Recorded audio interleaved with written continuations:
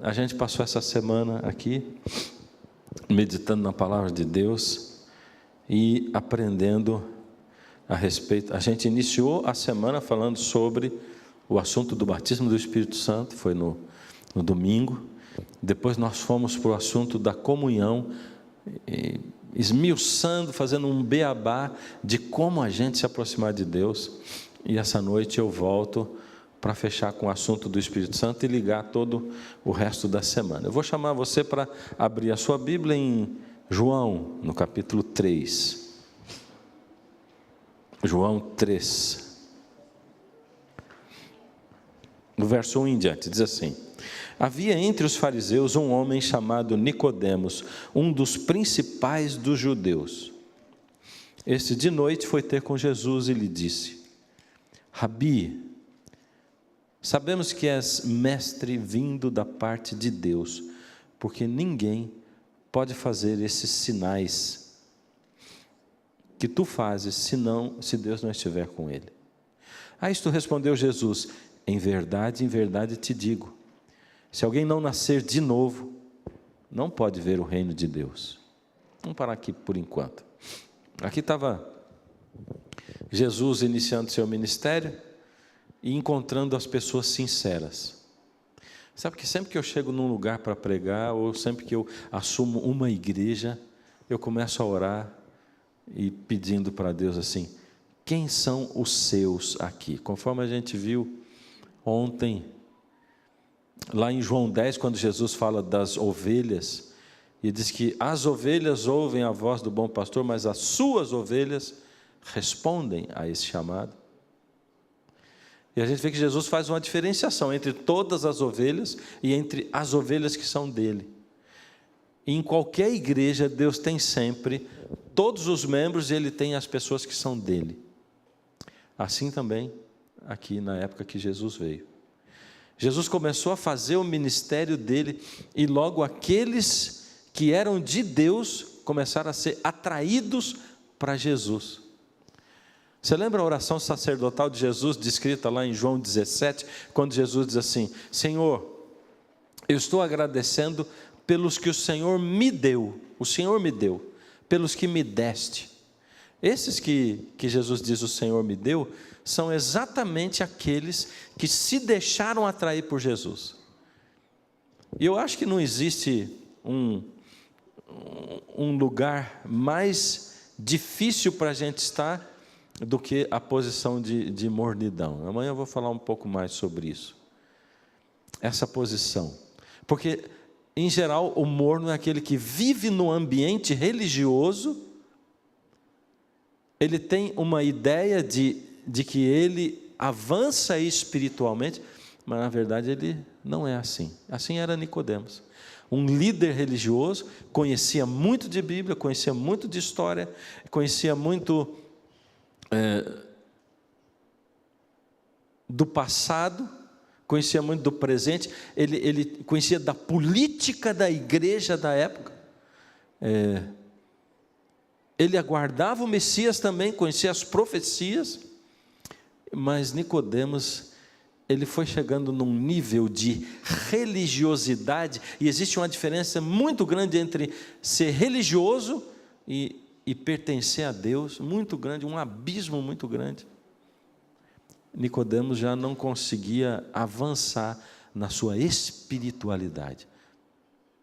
Sabe que um dos públicos mais difíceis para a gente pregar é um grupo de pastores, né? Eu sou muito convidado para ir falar em concílios de pastores, e no primeiro sermão, quando você chega, tem um monte deles olhando para a sua cara assim, e pensando assim: o que esse camarada vai falar para nós, né? O pastor, ou os pastores, somos muito críticos quando a gente ouve um sermão e diz assim: quem é esse camarada? Deixa eu ler quem ele é, deixa eu analisar quem ele é. Nicodemos era a figura do pastor. Ele não era um pastor, Nicodemos era um líder da igreja, ele era uma autoridade eclesiástica. E quando a gente se coloca assim, dessa maneira, como um pastor ou como um líder, eu ontem disse para alguém na porta, né, que demorou muito para eu acostumar com que me chamassem de pastor, porque mais ou menos assim, você começa a fazer teologia e as pessoas da igreja começam a chamar você de pastor. Para começar, eu comecei a fazer teologia com 18 anos, né? Então, você com 18, 19 anos, com 18, 19, você é um garoto lá da igreja, você vai fazer teologia, no ano seguinte estão chamando você de pastor. E depois, quando eu saí, que eu assumi a igreja, as pessoas falavam, pastor, pastor era um nome difícil de vestir, né? E eu dizia assim, é difícil a gente acostumar que se chame de pastor, mas é mais difícil ainda a gente desvestir esse nome. Porque lá em João 10, Jesus diz assim, eu sou o bom pastor. Ou seja, eu não sou pastor coisa nenhuma. Eu sou pastor, mas não sou pastor. Eu sou pastor no sentido de que não existe ninguém na igreja que não seja pastor, porque Jesus chamou todos nós para pastorear, mas eu não sou pastor no sentido de autoridade eclesiástica nenhuma. Jesus é essa autoridade eclesiástica. Então eu sou ovelha e sou pastor. E se eu perder em algum momento a minha dimensão de ovelha, eu começo a me perder espiritualmente. Nicodemos chegou com toda essa carga diante de Jesus, porque de alguma forma Jesus chamou a atenção dele. Ele tinha um coração sincero, ele desejava realmente ter um encontro com Deus, e ele procurou Jesus de noite, essa parte você sabe, mas ao conversar com Jesus, ele faz lá uma introdução, chama Jesus de mestre, embora ele tivesse ido de noite e tal. O fato é que Jesus, eu digo assim, Jesus ele não enrola muito as coisas. Jesus vai direto. Eu gosto, por exemplo, quando fala no encontro de Jesus com o jovem rico, que também era um líder religioso. Marcos diz assim, e Jesus amando-o disse, e Jesus já diz exatamente o que ele não quer ouvir. E no caso de Nicodemos é a mesma coisa. Eu gosto assim, Jesus já voa logo com 2 pés no peito dele, assim. Ele diz assim, Nicodemos, esse Nicodemos que está aí, essa pessoa que está aí, não serve para nada. Esse aí tem que morrer e tem que nascer um outro. Pensa bem, falar isso para um líder religioso, foi exatamente o que ele falou, tem que morrer e tem que nascer de novo. Nicodemos fez um trocadilho, um gracejo com Jesus, como é que eu, sendo velho, e Jesus aí disse o que eu quero parar para analisar com você. Olha o que Jesus disse, verso 5, respondeu Jesus, em verdade te digo, quem não nascer da água e do Espírito não pode entrar no reino de Deus. O que é nascido da carne é carne, e o que é nascido do Espírito é Espírito. Não te admires de eu te dizer, importa-vos nascer de novo. E Nicodemos, não fica admirado de eu dizer que você, esse Nicodemos está aí, tem que morrer, não sobra nada dele, Nicodemos. Você tem que morrer e tem que nascer de novo. Sabe por quê, Nicodemos? Você está confundindo as coisas. Você está falando comigo de entrar na barriga da tua mãe e nascer de novo. Quem é nascido da carne é carne. Eu não estou falando desse nascimento que você está falando aí. Nascido da carne, todos nós somos. Nascidos de uma mãe, ser humano, nascemos desse mundo. Mas eu estou falando de um outro nascimento. Porque você, Nicodemo, você aprendeu a ser religioso. Mas você não é espiritual. Você tem que nascer da água e do Espírito. São 2 coisas. Da água e do Espírito. E eu vou fazer a pergunta que eu fiz domingo passado. Quem aqui é nascido da água? Levanta a mão. Levanta a mão. Eu também sou nascido da água. A gente nasce da água quando a gente se batiza. E nascer da água é importante? Pouco, médio ou muito? Muito, muito importante. Jesus definiu. Ele diz assim, quem crer e for batizado será salvo. Não quer dizer que quem não foi batizado, não conheceu Jesus, não vai ser salvo. Cada um julgado de acordo com o seu conhecimento, de acordo com o que a gente vê na Bíblia. Gosto muito de Romanos 1, 2, deixa isso bem claro. Mas quer dizer assim, se você me conheceu e você se apaixonou pelo Evangelho, eu espero que você tenha um compromisso comigo e se batize. Agora, e nascer do Espírito é pouco, médio ou muito importante? Pouco, médio ou muito? E quem é nascido do Espírito? Pode levantar a mão. A gente fica em dúvida. Tem assim, muda. Alguns assim, eu vou levantar para não ficar chato. Outros levantam, mas dizem assim, será que eu fui mesmo? É ou não é? Será que eu fui nascido do Espírito, batizado no Espírito Santo? Né? Mas a gente sabe que é muito importante. Mas não é estranho a gente saber que é muito importante, mas não ter nem certeza de que foi batizado? Mas tem um grupo também que levanta com certeza, sim, eu fui batizado no Espírito. Sim. É muito interessante que haja toda essa situação, não é?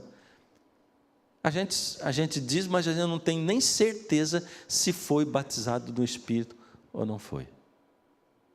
Eu queria, no domingo passado, eu disse para vocês assim, bom, a gente não sabe, e aliás tem um monte de perguntas que a gente não consegue responder a respeito de batismo do Espírito Santo.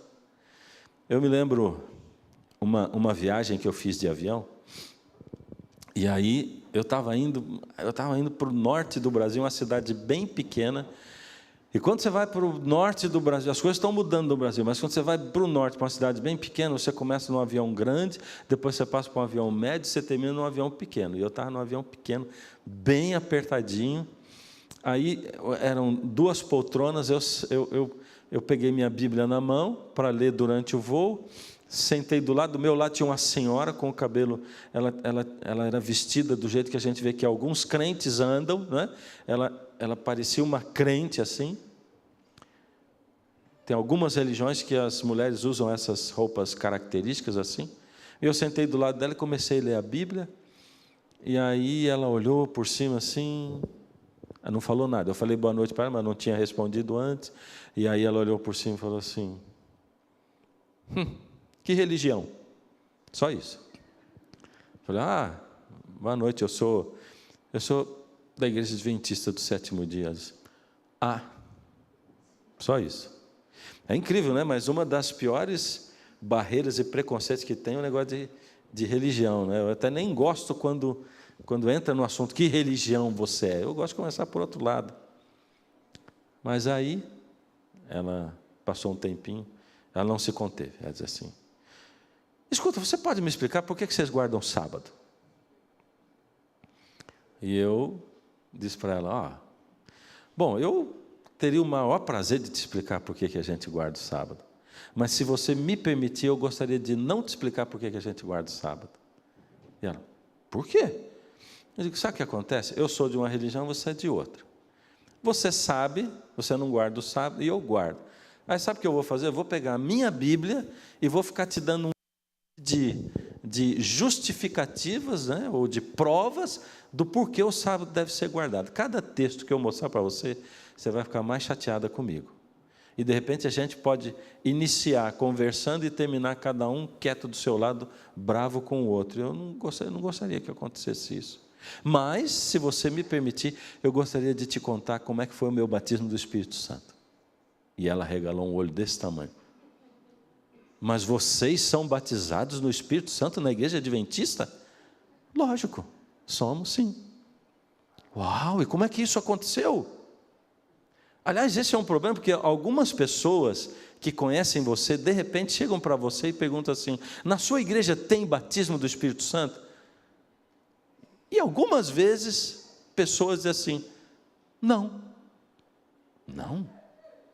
Olha só, Jesus diz assim, quem não nascer da água e do Espírito, não tem a vida eterna, simplesmente.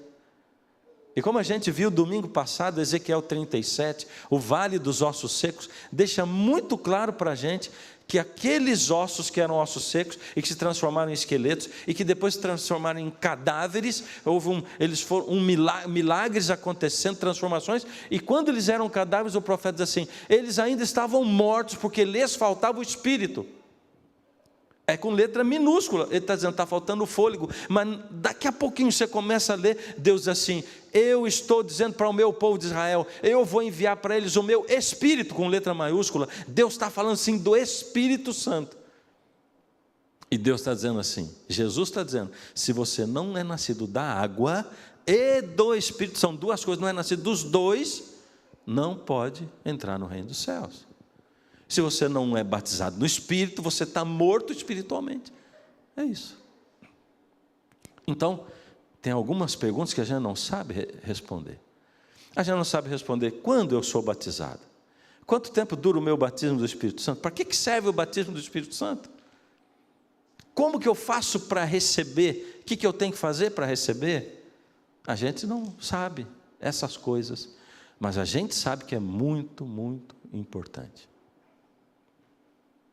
E aí lá em Romanos capítulo 8, vamos lá, Romanos capítulo 8. Romanos 8, pega aí na sua Bíblia, no seu celular, mas me acompanha, vamos lá, vale a pena abrir. 8,14. Aqui Paulo diz assim: pois todos os que são guiados pelo Espírito de Deus são filhos de Deus. Interessante, guiados pelo Espírito. Foi isso que Jesus falou para Nicodemos, assim: Nicodemos, vou te dizer o que acontece com uma pessoa que é guiada pelo Espírito. O vento sopra onde quer. Lembra disso? Jesus estava dizendo, sabe o que para Nicodemos? Nicodemos, você como um bom religioso, você aprendeu a ser um trem, Nicodemos, você anda no trilho. Então você sai daqui e chega ali, e todo mundo sabe por onde você vai passar. Mas quem é nascido do Espírito, por mais estranho que pareça, não anda no trilho. Ele é um barco à vela, e o Espírito conduz aonde o Espírito quer. Não é o ser humano que conduz Deus, é Deus que conduz o ser humano. Por mais estranho que possa parecer para você, é assim, desse jeito. Aí é que está dizendo, quem é guiado pelo Espírito, todos os que são guiados pelo Espírito de Deus são filhos de Deus. Então, será que ele está querendo dizer que quem não é guiado pelo Espírito não é filho de Deus? O que você acha? Lê o verso 9, que veio antes ali. Vós, porém, não estáis na carne, mas no Espírito, se de fato o Espírito de Deus habita em vós. E se alguém não tem o Espírito de Cristo, esse não é dele. Uau! Se você não tem o Espírito, você nem é de Jesus. Bom, vamos lá para uma das perguntas que a gente tem. Porque eu tenho dito assim, eu falei para vocês no domingo, né? Eu tenho percebido que nós pregadores, nós advertimos o povo e dizemos assim, você precisa orar mais. Só que em geral as pessoas odeiam orar e não sabem orar. Então eu disse para vocês, beleza, eu estou advertindo, estou dizendo que você precisa orar mais, mas eu vou te ensinar a orar. E a gente passou a semana aqui aprendendo a orar. A gente diz assim, você precisa ter mais comunhão com Deus. E sabe o que é comunhão? Comunhão é dialogar com Deus, é falar com Deus e ouvir Deus falar. Mas a gente também não ensina como é que ouve Deus falar. Então a gente passou a semana aprendendo como ouvir Deus falar. E agora eu estou dizendo, você precisa do batismo do Espírito Santo. Então, vamos explicar as coisas a respeito do batismo do Espírito Santo. Primeiro, vamos pensar, vamos entender quando eu sou batizado do Espírito Santo. E aí, Jesus é o nosso guia. Jesus é o nosso exemplo. Isso está em João, Lucas capítulo 3. Lucas capítulo 3. Olha lá, verso 21, 22. E aconteceu que ao ser todo o povo batizado, também foi Jesus. E estando ele a orar, o céu se abriu, e o Espírito Santo desceu sobre ele em forma corpórea, como pomba. E ouviu-se uma voz do céu, dizendo, Tu és o meu filho amado, em ti me comprazo. Então, quando Jesus foi batizado no Espírito? No batismo da água. Interessante. E quando que eu sou batizado no Espírito? Você e eu. No batismo da água. Como Jesus, o batismo do Espírito, ele acontece com a imposição de mãos no batismo, quando o pastor impõe a mão sobre você e ele diz assim, eu te batizo em nome do Pai, do Filho e do Espírito Santo. Em regra, é assim que acontece. Você é batizado na água e é batizado no Espírito, em nome do Pai, do Filho e do Espírito. Mas será que existe alguém que pode ser batizado antes no Espírito e depois na água?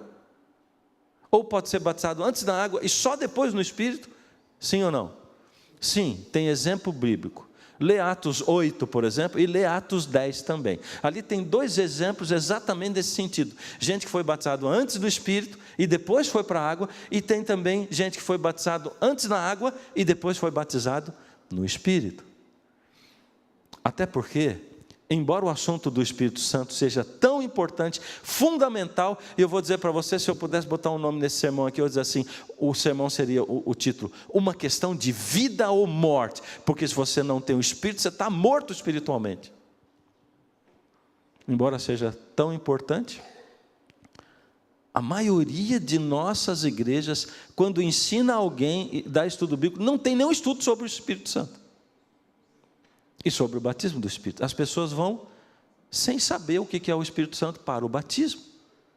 E se ela não sabe o que é o Espírito, e isso está escrito lá em Atos capítulo 8, vós fostes batizados no Espírito, nós nem ouvimos falar nele, então se for batizar em que vocês foram? No batismo de João, então vocês vão agora receber o Espírito, e oraram, e impuseram a mão, e eles foram batizados no Espírito. Então, se nós não informamos as pessoas a respeito do batismo do Espírito Santo, fica difícil. Mas você e eu somos batizados no Espírito Santo quando nós descemos a água, em regra. Mas tem gente que já é batizado antes, tem gente que pode ser batizado depois. Então, será que você e eu somos batizados no Espírito? Quanto tempo dura esse batismo? Para toda a vida? Fui batizado no Espírito uma vez, pronto, ele é para o resto da vida, é assim? O que você acha? Então vamos lá, para 1 Tessalonicenses 5, é um verso bem pequenininho. 1 aos Tessalonicenses, capítulo 5, vou falar agora, que se eu falar antes, você acha antes de mim. Verso 19, aqui está aqui. Não apagueis o Espírito. Acabou.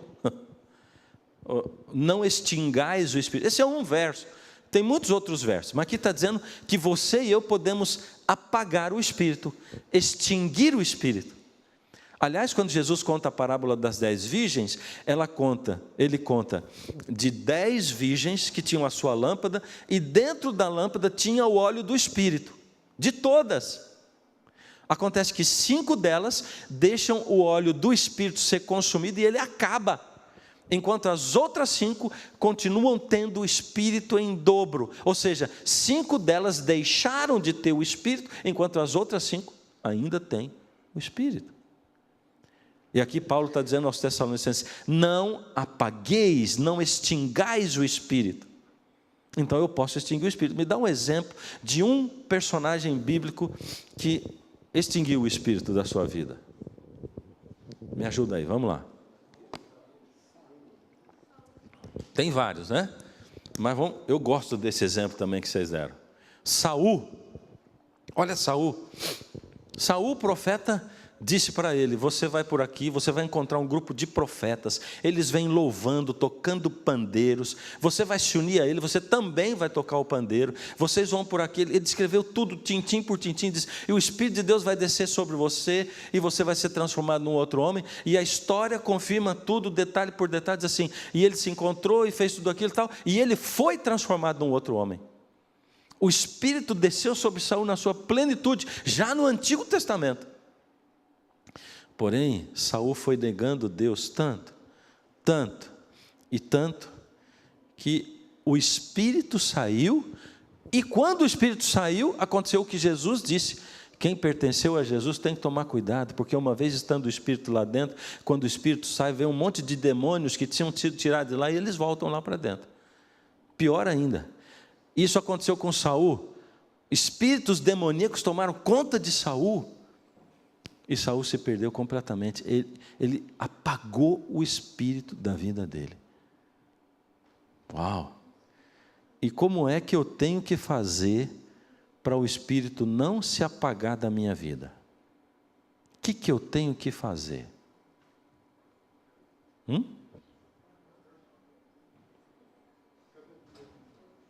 É porque, na verdade, o batismo do Espírito,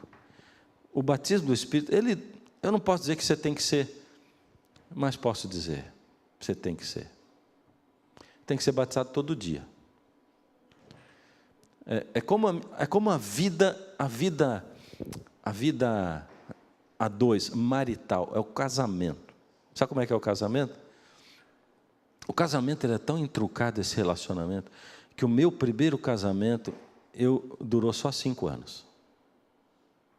Foi só 5 anos, eu não tinha aprendido quase nada. Meu segundo casamento durou 3 anos só. Meu terceiro durou 1 ano. O meu quarto casamento durou uns meses só.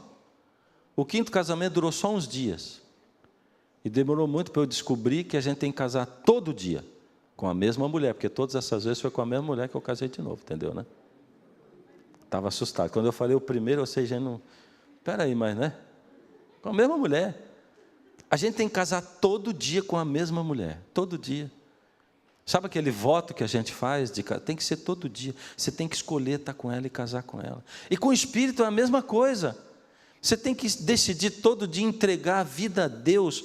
E aí é no livro Parábolas de Jesus. Desculpa, eu não trouxe o texto aqui, bem conhecido. Diz assim, Jesus recebia cotidianamente novo batismo do Espírito. Ou seja, nós temos que receber... O batismo do Espírito é assim, você recebe uma lâmpada com o óleo do Espírito. Esse óleo dura 24 horas. Quando chega no outro dia, você tem que abastecer de novo essa lâmpada do óleo do Espírito, e você tem que abastecer de novo essa lâmpada, e você tem que abastecer de novo. E desculpa eu te informar, mas se você foi batizado no seu batismo da água, você foi batizado no Espírito, mas você não encheu de novo o seu óleo, e não buscou a Deus para encher de novo essa lâmpada com o óleo do Espírito todo dia, você já não é mais também não. Porque só dura um dia, aquilo se consome, o fogo consome o azeite do Espírito. E como é que eu faço para receber ou para renovar esse azeite do Espírito? O próprio Jesus ensinou, está aqui em Lucas no capítulo 11, vamos lá? Procura comigo, Lucas 11. Isso aqui não está sendo um sermão, está sendo um estudo bíblico, não é? Lucas 11... Jesus conta primeiro ele ensina os discípulos a orarem, a oração do Senhor, e logo em seguida ele conta uma parábola. Eu gosto dessa parábola, eu acho essa parábola engraçada. Jesus tinha um senso de humor, ele conta umas coisas engraçadas assim, e essa parábola é engraçada. É a parábola do amigo importuno. A parábola do amigo importuno é assim, você está na sua casa, numa sexta-feira, quando de repente... chega um amigo seu sem avisar, e ele diz assim, vim passar o fim de semana com você para assistir o Quarteto da Voz da Profecia. E aí você, que bom, mas você não tem nada em casa. Esse sábado é aquele que você passou a semana trabalhando, você diz assim para o marido, você falou assim, amanhã é arroz com ovo, entendeu? Bom, mas chegou a visita, você não tem nada, você só tem o arroz e o ovo, não tem nenhum lanchinho para dar para ele de novo, não abasteceu a casa. Bom, o amigo importuno não é esse que chegou na tua casa, o amigo importuno é você na parábola. Na parábola Jesus diz assim, aí você que recebeu a pessoa, não tem nada, vai para o vizinho, e você bate na casa do vizinho, você diz, vizinho, por misericórdia, chegou gente em casa, conta a história, diz assim, eu preciso de pão, me ajuda, o vizinho nem abriu a porta, ele está ouvindo lá e diz assim, estamos dormindo, volta amanhã, por favor. E Jesus finaliza a parábola, olha o que Jesus finaliza dizendo, ele diz assim, verso 8, Lucas 11, 8, digo-vos que se não se levantar para dar-lhes por ser seu amigo, todavia o fará, por causa da importunação, ele dará tudo o de que tiver necessidade. Por isso vos digo, pedi e dar-se-vos-á, buscai e achareis, batei e abrir-se-vos-á, pois todo o que pede recebe, e o que busca encontra, e a quem bate abrir-se-á. Ora, verso 13, se vós que sois maus, sabeis dar boas dádivas aos vossos filhos, quanto mais o Pai... Tem muita gente que usa esse texto para falar de receber bênção, sabe? Porque a gente cristão é muito concentrado em receber bênção. A gente vem na igreja para receber bênção, para receber... Nós somos um auditório que vamos aí sentado, só querendo receber, nada de dar. Mas nós não podemos receber, nós somos veículos através dos quais Deus quer abençoar o mundo. Então, Jesus assim... Pedi, dar-se-vos-á, buscai e achareis, batei e abrir-se-vos-á, porque todo mundo que fizer isso aí, vai encontrar, vai achar e vai receber, é isso aí, faz isso, porque se vocês que são maus, sabem dar boas dádivas aos filhos, quanto mais o Pai Celestial, ele diz, dará o quê? O Espírito àqueles que pedirem. Ele está falando de pedir o Espírito. Jesus aqui está ensinando você a pedir o Espírito Santo, ou seja, para você renovar o azeite da sua lâmpada e para receber todo dia o batismo do Espírito Santo, você tem que pedir, você tem que implorar. Agora eu vou dizer uma coisa, para pedir tem que querer também, não é? E para mim essa é a parte mais difícil de receber o batismo do Espírito Santo, porque em geral a maioria de nós não sente a mínima falta dele. Porque é possível viver sem o Espírito. É possível viver essa vida, não é espiritual. Mas a gente vive a vida sendo religioso, sem ser espiritual. E é por isso que, como pastores, a gente tem que ficar chamando as pessoas para virem à igreja, convidando, a gente tem que dar um lanche para o pessoal vir, tem que combinar um negócio, tem que fazer um concurso para as pessoas participarem ou irem atender os outros. A gente vive de evento em evento. Eu tenho dito que a gente é a igreja adventista do sétimo dia. Só evento. Nós não temos um método de vida onde a gente serve as pessoas, não é? Eu preciso clamar pelo Espírito, eu tenho que querer. Amanhã eu vou falar sobre querer. Amanhã o culto é sobre como querer. Como querer. Porque em geral eu não quero. Clamar. Se eu quero, eu clamo. E o que é clamar? Ele está dizendo assim, insiste. Jesus está dizendo, insiste comigo. Insiste, insiste, insiste, porque se eu não der para o amor, eu vou dar pela sua insistência. Então insiste, seja importuno comigo. Olha só, ele está dizendo que para você receber o Espírito todo dia, você tem que ficar insistindo com ele. É por quê? Porque Jesus, ele é assim, não, pede aí. Aí você, Senhor, eu quero... Ainda não pediu bastante. Implora, vai, quero ver você implorar. É assim? Não. É porque eu tenho que demonstrar que eu quero. Ele quer saber se eu quero de fato. E sabe qual é a diferença entre pedir e clamar? É quando você tem o seu melhor amigo, e o seu melhor amigo chega para você e diz assim, por misericórdia, eu preciso da tua ajuda, nunca precisei tanto. Meu filho acaba de ir para a UTI, o médico desenganou, e eu preciso que você ore por ele. Isso é pedir. Clamar é quando é o teu filho que está na UTI. Ou seja, é um desejar, é um pedir, é um super querer. E é você clamar e dizer assim, Senhor, eu não posso viver sem isso, me dá o teu Espírito. Então, para receber o Espírito, eu tenho que pedir. E aí vem a outra notícia, porque se você foi batizado na água e no Espírito, no batismo, no dia do seu batismo, mas você não pede diariamente o Espírito, você não tem recebido o Espírito. A tua lâmpada está vazia faz tempo, ela secou, não tem nada lá dentro, não sobrou nada, e você está sobrevivendo espiritualmente. Aliás, você está morto espiritualmente. Você sobrevive com a sua religiosidade. É que nem o Nicodemos. Você está acostumado a fazer as coisas. Você acha que vir na igreja é o suficiente? Você acha que vir aqui uma vez por semana está bom? Você acha que falar com Deus quando dá tempo está muito bom? Que ler a Bíblia quando dá tempo está muito bom? Mas Deus está dizendo, se você clamar, eu vou te dar o Espírito. E eu quero responder última ou penúltima pergunta. Para que serve o Espírito? Estamos falando tanto de pedir o Espírito. É porque eu conheço muita gente que diz que tem o Espírito, mas até arroga certos dons do Espírito para si. Como, qualquer dom, não vou citar um dom, mas chega em casa e bate na mulher, mas ele tem um espírito na igreja. Tem manifestações do espírito na igreja, mas ele chega em casa e bate na mulher.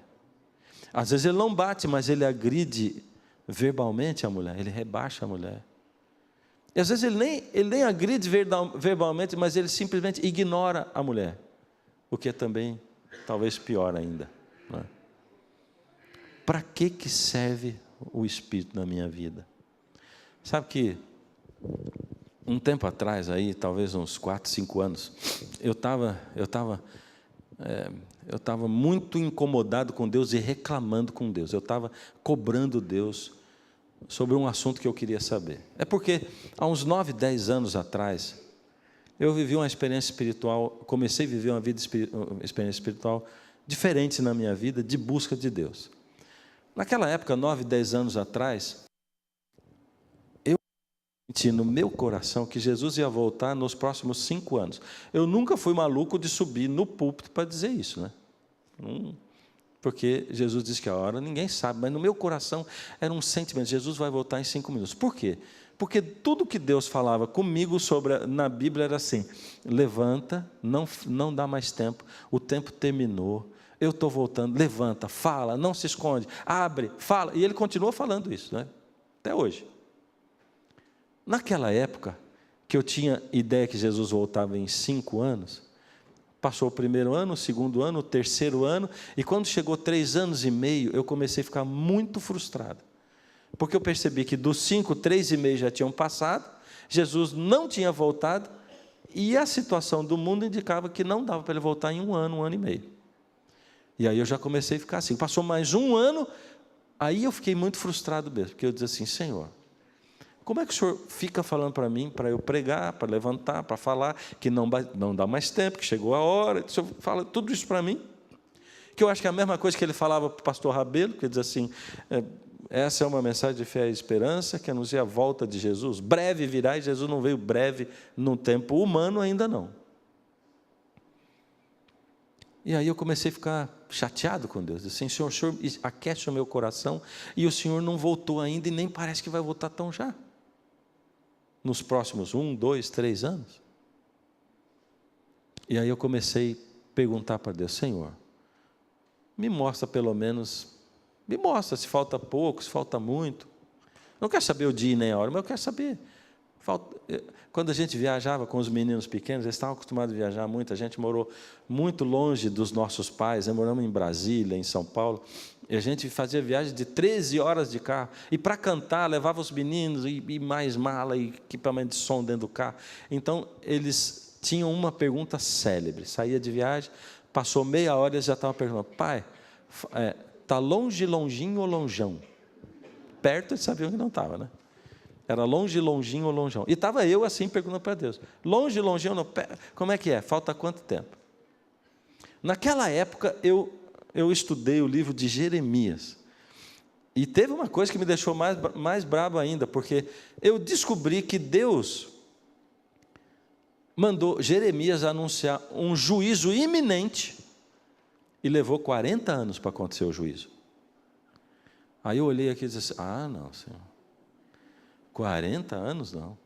O Senhor me manda avisar um juízo iminente, agora 40 anos. Eu estou com 40, eu vou estar com 80, não sei nem se eu vou estar vivo nessa época. 40 não. Olha, eu estou falando assim, mas aquilo angustiava meu coração, porque eu ia para falar com Deus, para conversar com Ele, Deus me advertia, dizia: avisa, falta pouco tempo, avisa, falta pouco tempo, avisa. Mas não, as coisas não estavam acontecendo. Eu comecei a cobrar a Deus: Senhor, me diz pelo menos se falta pouco ou muito.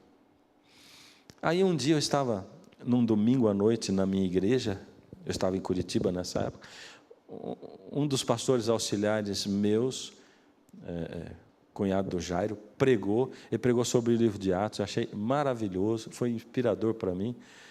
E naquele culto eu disse: amanhã eu vou começar a ler o livro de Atos na minha meditação.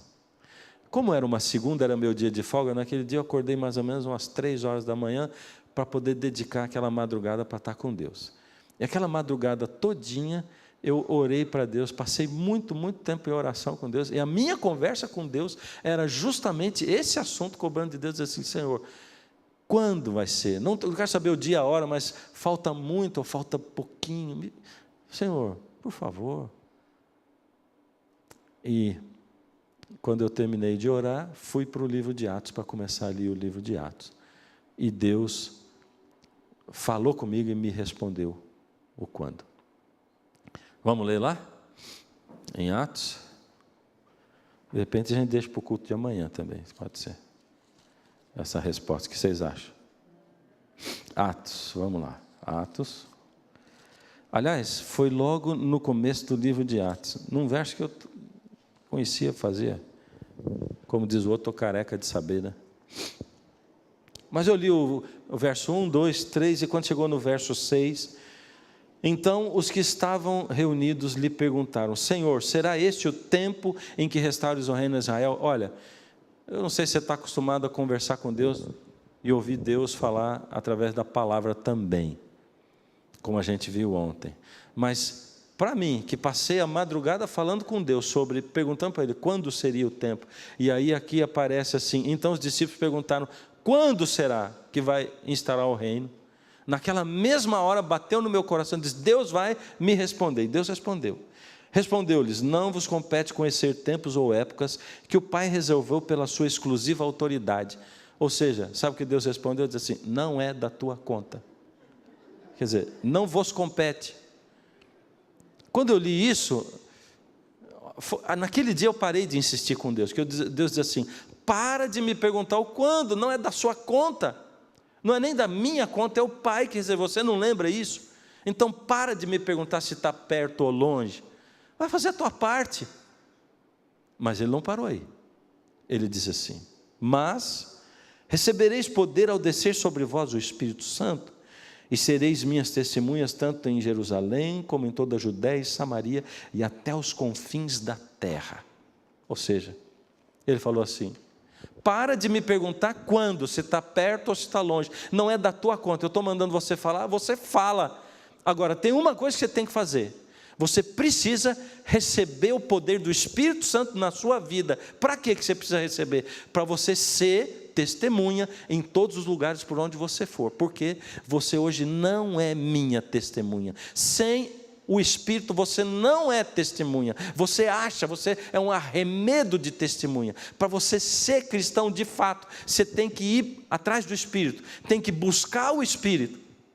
E sabe, nós como adventistas vivemos dizendo: Jesus em breve voltará, e nesse dia ficou bem claro para mim, Jesus está dizendo assim: olha, na escatologia bíblica, antes de Jesus voltar, tem um negócio que chama chuva serôdia, a chuva temporã. Eu derramei lá em Atos, foi lá, eu derramei o Espírito Santo lá. Aliás, essa chuva temporã começou a cair lá em Atos. Ela parou de cair quando?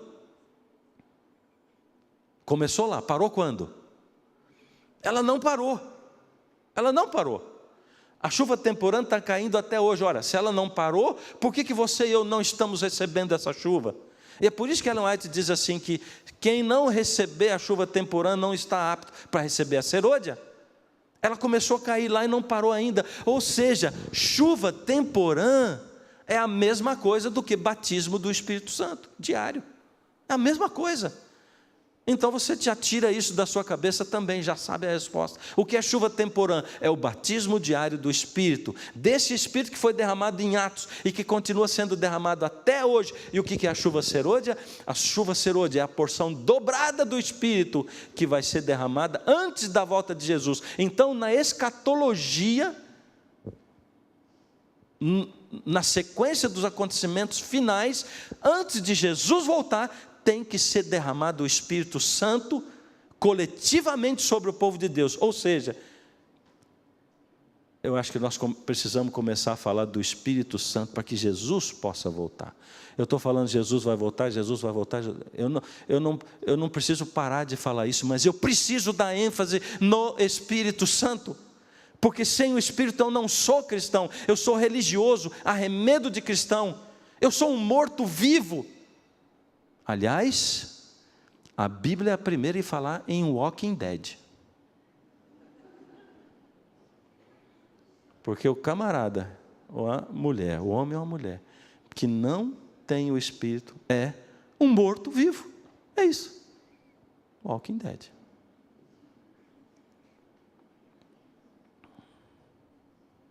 Bom, eu quero terminar agora com o último texto. O último texto é o texto da promessa do Espírito lá em Joel. Quando Jesus fala lá no Novo Testamento assim, fiquem em Jerusalém para vocês receberem a promessa do Pai. A promessa do Pai, ele está falando a promessa lá de Joel, né? Abre a sua Bíblia lá em Joel. Joel capítulo 2 é o capítulo onde Deus fala para a gente a respeito disso. Joel é aquele livrinho pequeno. Se você tiver com o celular é fácil achar. Com a Bíblia, se você não cuidar, você passa dele rapidinho. Olha só.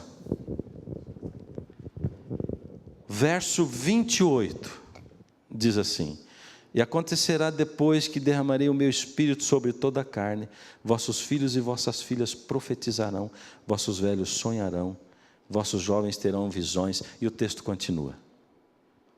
Isso se cumpriu. Pedro fala, nós não estamos bêbados, o que está acontecendo aqui é a promessa do pai de Joel. Um pouquinho antes aqui ele tinha falado, não é? Verso 23, alegrai-vos, pois, filhos de Sião, regozijai-vos no Senhor vosso Deus, porque Ele vos dará em justa medida a chuva, fará descer como outrora a chuva temporã e a serôdia. Pedro está dizendo lá em Atos, a gente acabou de receber a promessa do Senhor, a chuva temporã acabou de cair. Era isso. Mas esse texto diz, e acontecerá, o que diz em seguida?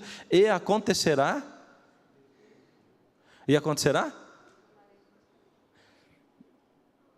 Está certo, mas vê o texto aí, literal, vê aí. Porque a gente decora o texto, mas tem um negocinho aí que é muito importante. Quer ver? Olha aí o texto literalmente. E acontecerá depois. Essa palavra é importante. E acontecerá depois que derramarei o meu Espírito sobre toda a carne. Depois do quê? Acontecerá depois. Bom, o capítulo 2 está todo falando sobre isso. Para a gente saber o que vai acontecer depois, é só a gente ler antes o capítulo 2. Acontecerá depois. Então, ele está dizendo assim, faz isso, e acontecerá depois que derramarei o meu Espírito. Ora, se eu tenho que fazer alguma coisa para depois ser derramado o Espírito, o que eu tenho que fazer agora, então? O que eu tenho que fazer agora? Está no verso 12 em diante. Olha o que diz aí. Presta atenção. Abre a sua mente, abre o seu coração, abre tudo para Deus falar com você. Olha o que ele está dizendo assim. Ainda assim, agora mesmo, pronto, encontramos o agora. Ele está dizendo, agora faça isso, depois eu vou derramar o meu Espírito, se você fizer isso agora. Então o que eu tenho que fazer agora? Ele está dizendo assim, ainda assim, agora mesmo, diz o Senhor, convertei-vos a mim de todo o vosso coração, e isso com jejuns, com choro e com pranto. Jejuns, choro e pranto. E Jesus diz assim, e será na vinda do Filho do Homem, como aconteceu com Noé, que os homens comiam, bebiam, casavam-se e davam-se em casamento. Ele está dizendo, convertei-vos a mim. Não é uma conversão simples, barata. Não é um apelinho que você vai lá na frente, chorou e voltou para casa para fazer a mesma coisa. Se converta a mim com jejum, com choro e com pranto. Isso chama quebrantamento, quebranta o seu coração. Rasgai o vosso coração e não as vossas vestes, e convertei-vos ao Senhor vosso Deus, porque Ele é misericordioso, compassivo e tardio em irar-se, grande em benignidade, e se arrepende do mal. Verso 15. Tocai a trombeta em Sião. Sabe o que está dizendo? Tocar a trombeta em Sião? Sião é o povo de Deus, é a igreja. É a igreja. Ele está dizendo, toca a trombeta na igreja. Avisa para o povo da igreja. Anuncia para o povo da igreja, para os religiosos de plantão. Avisa para eles. Tocai a trombeta em Sião. Proclamai um santo jejum. Nós vivemos em época de proclamação de santo jejum, de assembleia santa. Nós vivemos em época de santa convocação diante de Deus. proclamai uma assembleia solene. Congregai o povo, santificai a congregação, ajuntai os anciãos, reuni os filhinhos e os que mamam. Saia o noivo da sua recâmara e a noiva do seu aposento. Está dizendo, reúne todo mundo, reúne os velhos, reúne as crianças, reúne os jovens, os adolescentes, esses que estão vivendo o mundo intensamente. Não esquece das criancinhas que mamam. E se tiver alguém passando a lua de mel, manda voltar antes. Sai de lá e vem para cá, porque esse tempo é um tempo especial. Agora, antes que eu derrame o Espírito, você tem que fazer isso. É uma cena de quebrantamento. E aí ele diz o que nós pastores temos que fazer agora. Eu fico arrepiado quando eu leio isso aqui, porque está falando de mim, líder do povo, líder espiritual, mesmo sabendo que eu não sou nem um pastor, eu sou só um pastor ovelha. Chorem os sacerdotes, ministros do Senhor, entre o pórtico e o altar. Pastores, chorem aí no meio da igreja, entre o púlpito e a porta da igreja. E orem dizendo, poupa teu povo, ó Senhor, e não entregues a tua herança por opróbrio, para que as nações não façam escárnio dele, porque hão de dizer entre os povos, onde está o seu Deus? Eles vão dizer entre os povos, quem é esse povo aí que não tem o Espírito de Deus? Chore. São inúmeras vezes eu entro na minha igreja e eu fico assim, está vazia durante a semana, fico ali no banco orando para Deus, eu disse assim, Senhor, poupa o teu povo, poupa o teu povo. Me ajuda a congregar esse povo numa assembleia solene, numa santa convocação. É hora de quebrantar o nosso coração. Quebrantamento. Então, hoje, eu tenho que fazer isso. E quando eu fizer isso, aí sim. E será depois que derramarei o meu Espírito sobre toda a carne. E será depois. Agora, quebrantamento, busca. Hoje eu quero pedir a Deus que incomode você. Coloque no seu coração esse desejo, que impressione a sua mente, o seu coração. E você saia daqui entendendo que isso é uma questão de vida ou de morte, e que isso se torne a sua busca diária. E como é que eu posso clamar a Deus e gostar de orar? Eu ensinei durante essa semana, porque para clamar a Deus a gente tem que saber orar, tem que saber ter comunhão, tem que ter prazer na comunhão, para poder passar tempo na presença de Deus. Então, tudo bem, se você não assistiu, está aí na internet. Toma tempo com isso. E se você já sabe, não precisa nem assistir, vai. O Senhor diz lá em Jeremias 31, em Tiago 5, diz assim, nesse tempo agora vai acontecer que ninguém vai precisar que o outro ensine, porque eu mesmo vou ensinar as pessoas. E Deus mesmo ensina você. Clama a Ele, Ele vai te ensinar. Quer chamar o quarteto aqui? Eles vão cantar uma música com uma letra especial. Essa música vem, como a música de Davi fazia com Salomão, ela vem para abrandar o nosso coração. Eu vou dar para você essa oportunidade. Essa música é uma oportunidade para você falar com Deus. Falar com Deus e pedir a Ele que Ele opere na sua vida. Eu vou estar fazendo isso pela minha vida e pela vida dos meus também. Amém.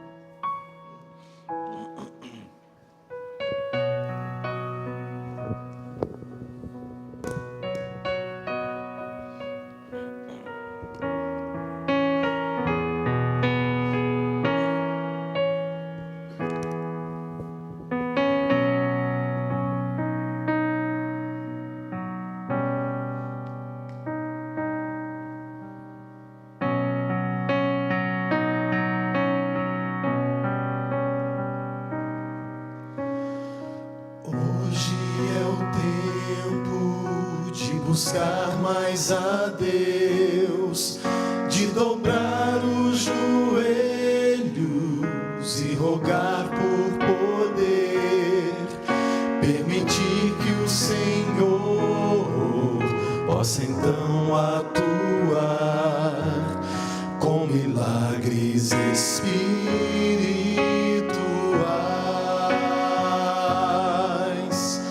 Para ser usado é preciso orar com fervor, suplicando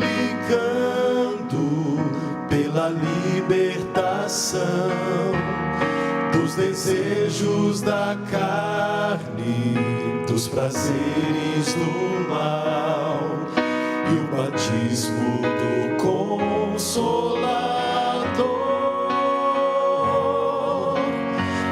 Hoje é o tempo de pedir santa unção, ser mais íntimo do próprio Deus, ter o dobro do azeite e o óleo da graça, não ficar esperando, mas estar preparado.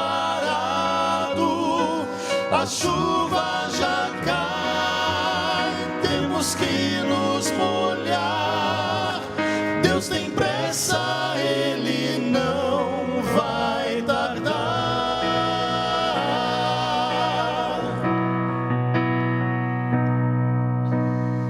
Hoje é o tempo de se apaixonar por preceitos sagrados, pelas coisas do céu, para ser purificado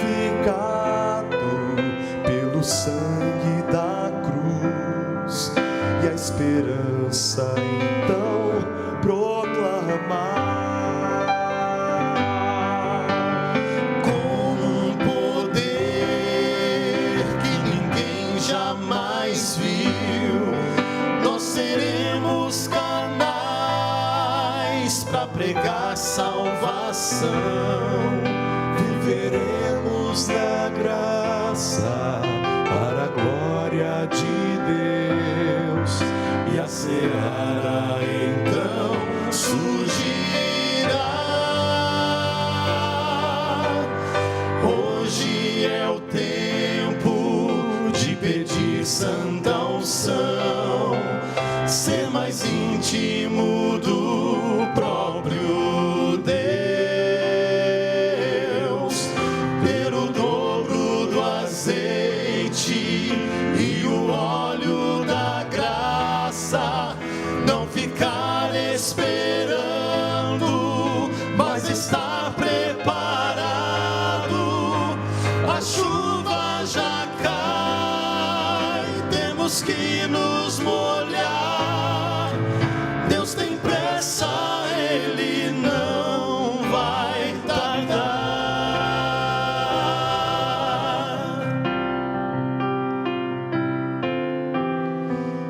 Hoje é o tempo de pedir santa unção, ser mais íntimo do próprio Deus, ter o dobro do azeite e o óleo da graça, não ficar esperando, mas estar preparado. A chuva já cai, temos que nos molhar. Deus tem pressa, Ele não vai tardar.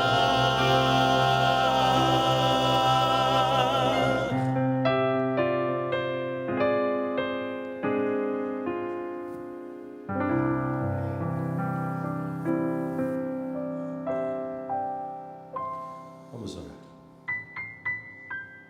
Senhor, nós somos assim tão pequenos, tão pobres de espírito. Mesmo sabendo todas as coisas que a gente sabe, vivemos assim tranquilamente a vida. E mesmo que a gente se aproxime do Senhor, daqui a pouco nós esquecemos. Por isso é que eu agradeço ao Senhor, porque o Senhor não desiste de nós, Pai. O Senhor é tão paciente conosco. Ó Senhor, a gente sabe que vive num tempo significativo. A maioria de nós ainda acha que falta muito para Jesus voltar. O fato é que nós não sabemos quando será. Mas nós sabemos o que nós devemos fazer agora, porque o Senhor revelou para nós.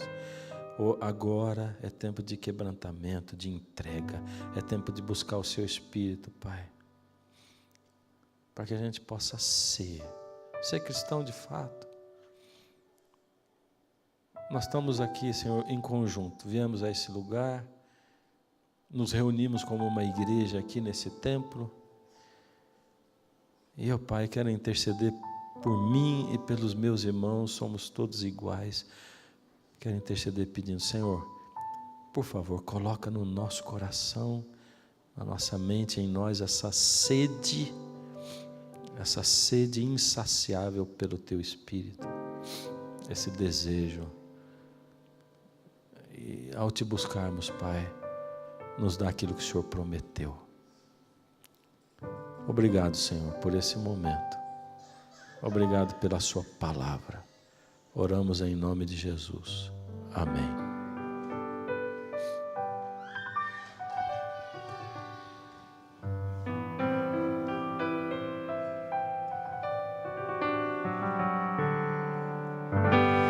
Que o Senhor te abençoe e te guarde. O Senhor faça resplandecer seu rosto sobre ti e tenha misericórdia de ti,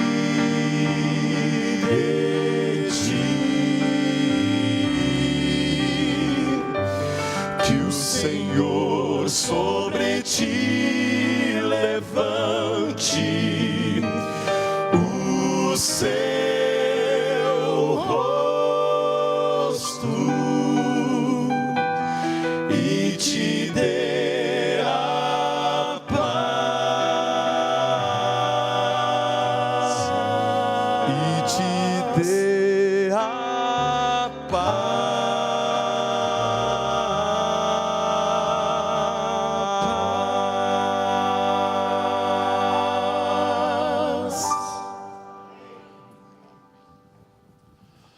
Amanhã estaremos encerrando essa série de reuniões. Às 10 horas nós estaremos aqui para o estudo da lição com o pastor Milton Andrade. O Connection, teremos o pastor Douglas Pereira, que serve a igreja lá no Canadá. E o quarteto, pastor Fernando Iglesias no culto, teremos a cerimônia batismal. Às 5 horas, concerto do quarteto. E às 6h30, tia Cecel e a criançada. Mas, de novo, hein? Os adultos estão liberados para estar também. Combinado? Deus os abençoe, uma boa noite. Nos vemos amanhã.